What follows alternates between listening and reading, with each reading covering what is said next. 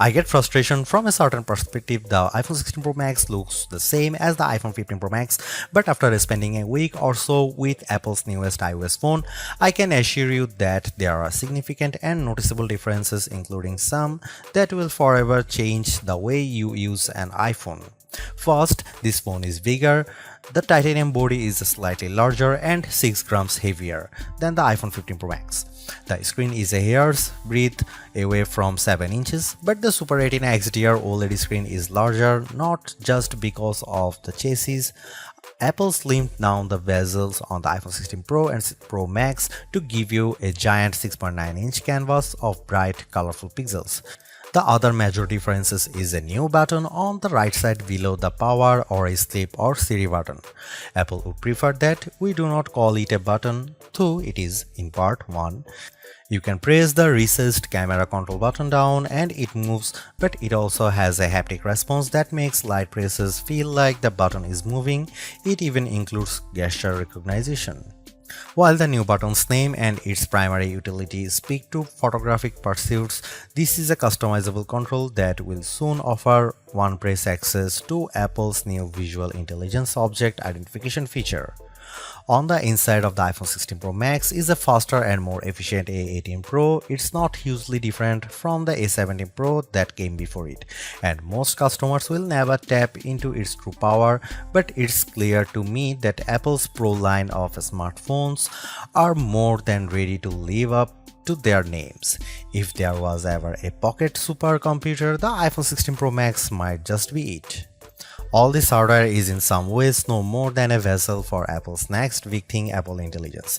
However, Apple's own take on AI is also the greatest source of frustration, as it's far from complete. In fact, early iPhone 16 customers won't see much of it at all unless they install an iOS beta.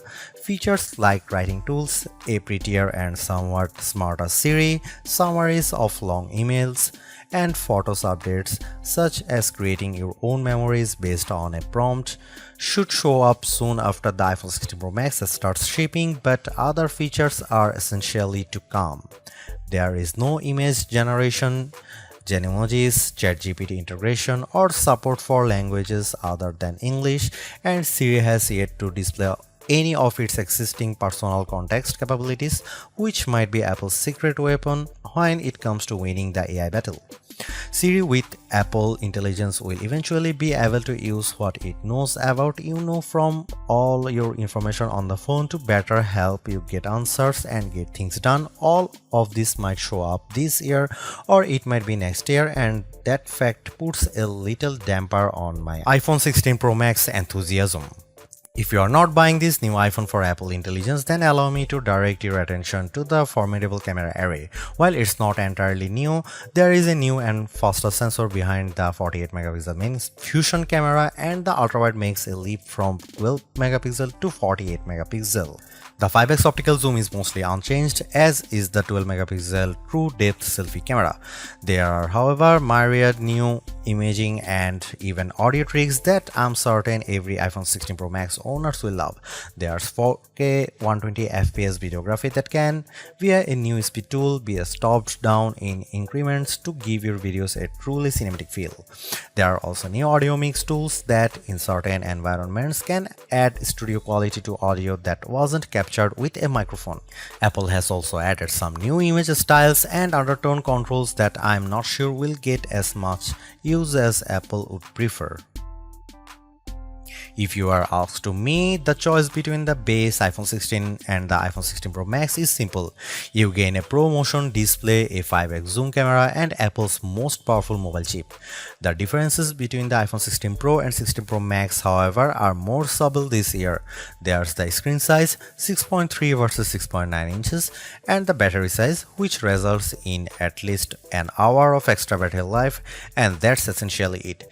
The 5x Tetra Prism lens is now on both phones. Perhaps the only other notable difference is that iPhone 16 Pro starts with only 128GB of storage. In short, I love the iPhone 16 Pro Max. It's big, powerful, and for everything. Yes, I was playing a console level game on it using an Xbox controller because I can. It takes lovely photos that, even if you choose not to try out, the new styles and undertones are clear and color accurate. Apple Intelligence, which I accessed by installing iOS 18.1 developer beta, is a nice start with some cool features, but it's not yet a compelling reason to upgrade. I feel similarly about the camera control button. Don't get me wrong, I like the new button and I think it's full of untapped potential, but there's almost a bit of competition now between the one-year-old action button and this new, arguably more sophisticated one. Those who buy any of the new iPhone 16 models will probably get a lot of use out of the camera control button and wonder how they used their iPhone without it. In the meantime, the action button might sit unused until Apple eventually shows it the door. The iPhone 16 Pro Max was announced at the Apple Glow Time event on September 9, 2024 and it's shipping from September 20. This is a larger phone with more screen, more power, AI and a brand new camera control button, but it still costs the same as last year's iPhone 15 Pro Max in the US and UK.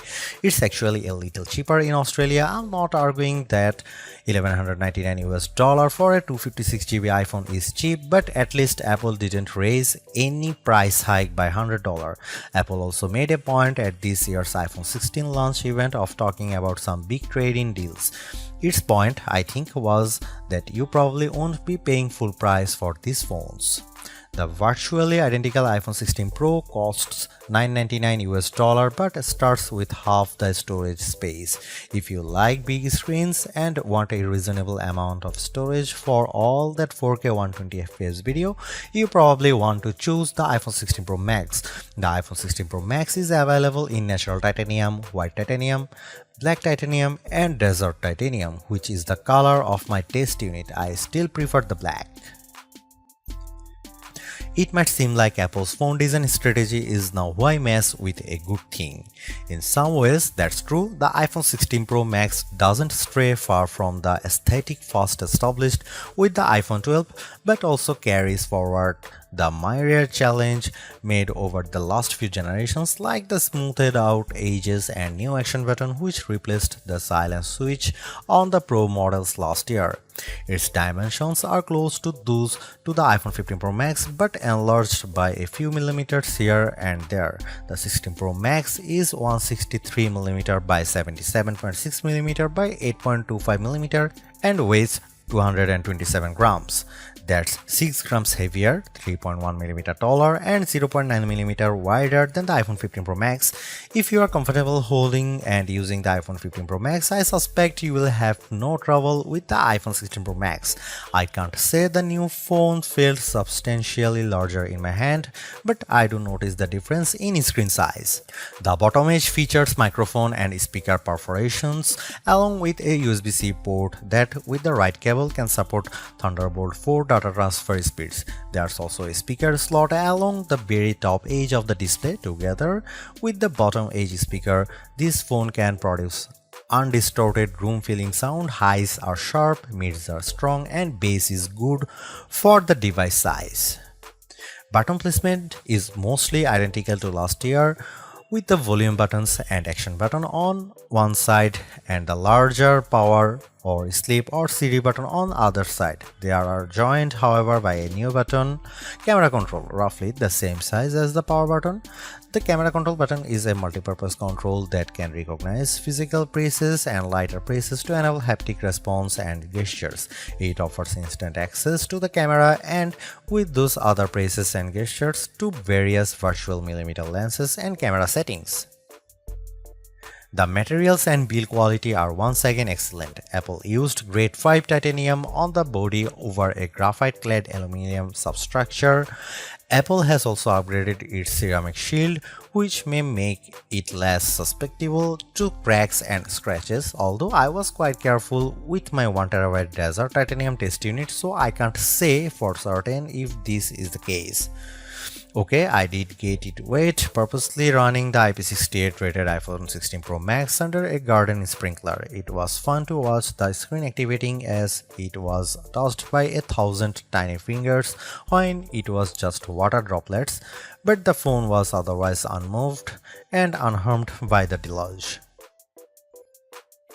Sometimes I wonder how Apple might say its next screen technology. Will it add duper to it so it becomes super duper Retina XDR display? I mean, it may have boxed itself into a corner, but Apple skirted the issue this year by leaving its iPhone display technology pretty much untouched. This is a giant screen 6.9 inches achieved through a combination of a slightly larger chassis and pleasingly thinner bezel. There are more pixels than last year. The iPhone 16 Pro Max screen is 2868 by 1320, while the iPhone 15 Pro Max is 2796 by 1290. There's more pixels but not a higher density. This is still 460 ppi and so falls behind the Samsung Galaxy S24 Ultra's QHD Plus display, at least on the ppi front. Apple also didn't mess with the dynamic island, which remains a useful and fungible information peel in the upper portion of the screen. It houses Face ID, depth sensors, and a 12 megapixel true depth camera. The camera takes excellent selfies and is my go-to for biometric unlocking.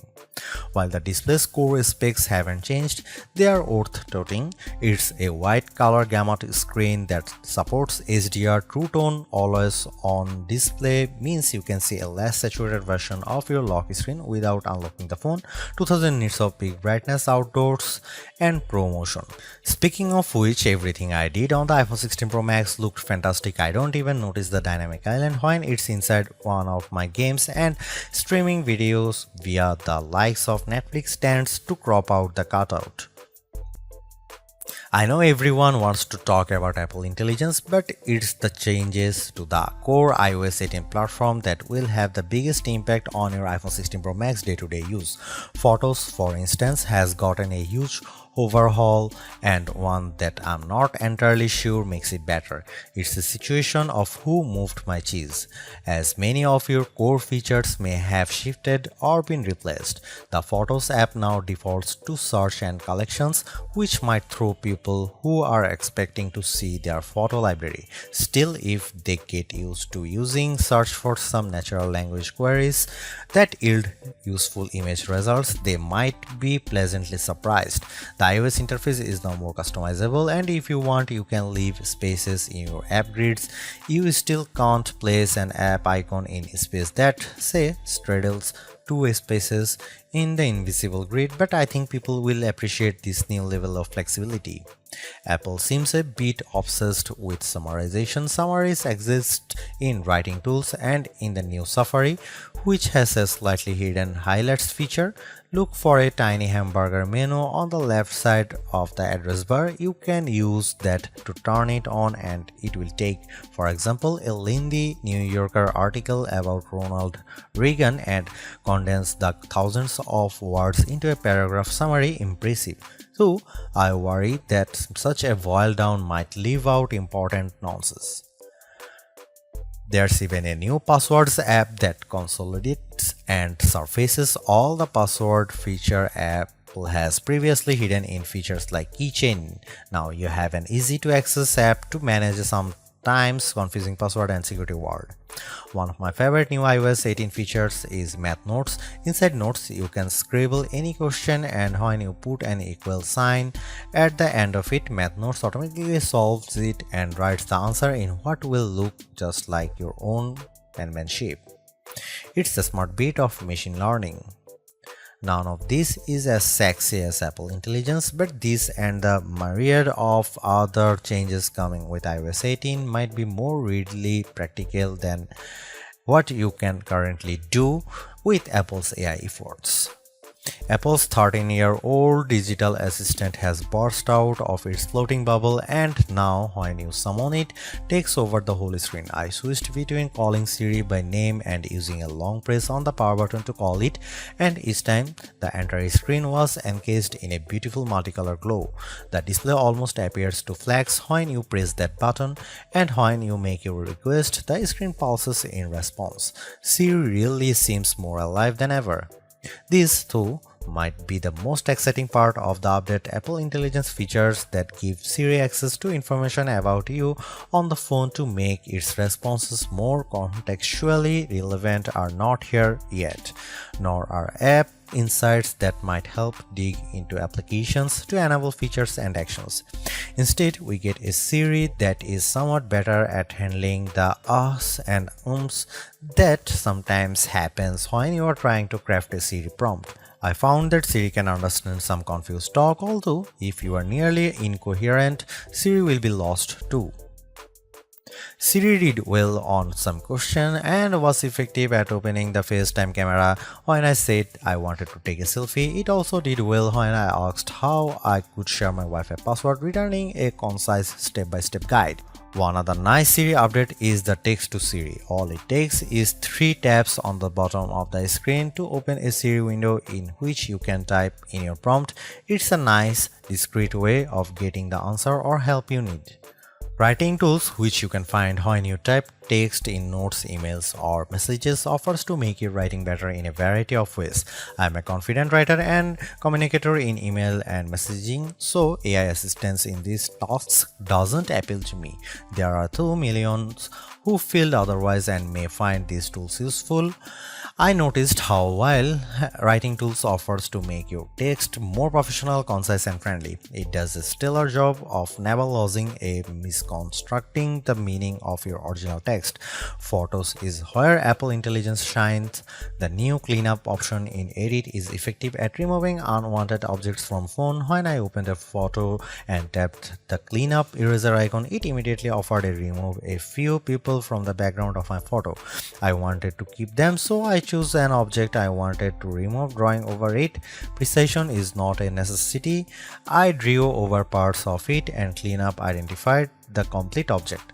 When I took a picture of my wife at an outdoor restaurant, I noticed that you could still see all the cars parked behind her. I used cleanup to remove them one by one. It did a good job. In all, Apple Intelligence shows early promise, but compared Google Gemini and Galaxy AI, it seems a bit limited. Siri still doesn't have that open LLM feel where you could ask it almost any question or solve any problem. There is no AI image generation, not even the promised Gen emojis. It's still an English-only tool, and the promised third-party integration with ChatGPT and potentially Gemini have yet to materialize. It's a good effort, but this version of Apple Intelligence is not the one that will spark a billion upgrades. While Apple hasn't radically changed the iPhone's camera array, there are enough changes in hardware, software, and image processing, along with the aforementioned camera control button to make the imaging system feel fresh and new. On paper, we have just one notable megapixel upgrade, the 48 megapixel ultra-wide camera, which will not only improve wide-angle shots but has a measurable impact on macro quality. Still, even though Apple didn't squeeze a much higher pixel count into the main camera, it did upgrade the sensor and is promising much faster shutter speeds, and the autofocus is now enhanced with dual autofocus sensors. These are the kinds of incremental changes that should improve both the experience of using the quality delivered by the main camera sensor, but they are also hard to measure. More on that in a bit. The 12 megapixel 5x optical zoom is essentially unchanged from last year's iPhone 15 Pro Max. The biggest news here is found not on this phone but on its little brother, the iPhone 16 Pro, which also gets the Tetra Prism lens. Last year's Pro model was stuck with a just 3x optical zoom camera. Similarly unchanged is the 12 megapixel FaceTime camera on the front. Here are some camera samples of iPhone 16 Pro Max.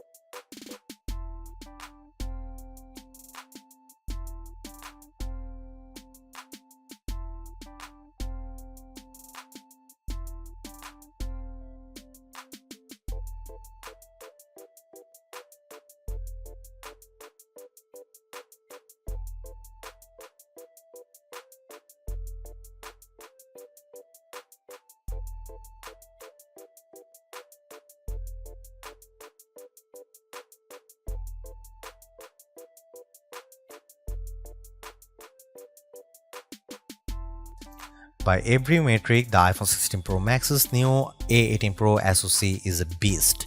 It outperforms the A17 Pro and Qualcomm's Snapdragon 8 Gen 3 in most benchmarks, while Apple isn't backing the CPU with as much memory as you might find in, for instance, a Google Pixel 9 or Samsung Galaxy S24 Ultra. The iPhone 16 Pro Max and its A18 Pro chip make good use of the 8GB it has. That the iPhone 16 Pro Max is essentially a mini computer in your pocket should surprise no one. Apple Silicon has provided ample power for everything from everyday productivity tasks to 4K video editing and AAA console gaming. The A18 Pro is no different, but in this case, we have an even larger canvas on which to enjoy its benefits. I'm not sure I could find a task this phone couldn't handle. If I have one criticism, it's that the phone does seem to get a bit warm during, for instance, gameplay and video editing in CapCut. I don't know if this is the graphite covered aluminum substructure more efficiently delivering heat from the chip to the body or the phone overworking. The good news is that this does not adversely impact performance or battery life. Call quality was good, and I am pleased to see that this is now a future-leaning platform with Wi-Fi 7 support. There's also Bluetooth 5.3 support and second-generation ultra-wideband.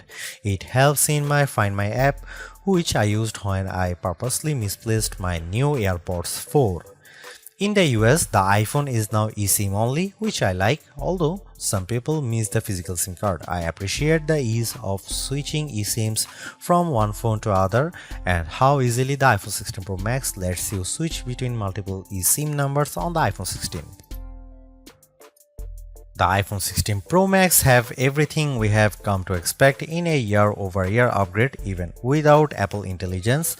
The 6.9-inch iPhone 16 Pro Max have a slew of upgrades including a good battery life, outstanding photo and video chops and iOS 18. The iPhone 16 Pro Max are excellent phones worthy of a spot in your pocket if you can afford them.